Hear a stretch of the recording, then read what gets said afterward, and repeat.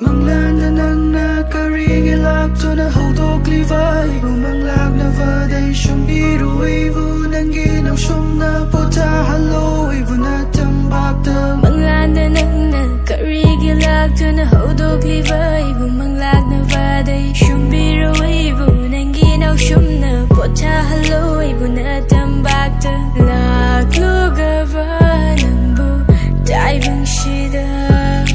Lip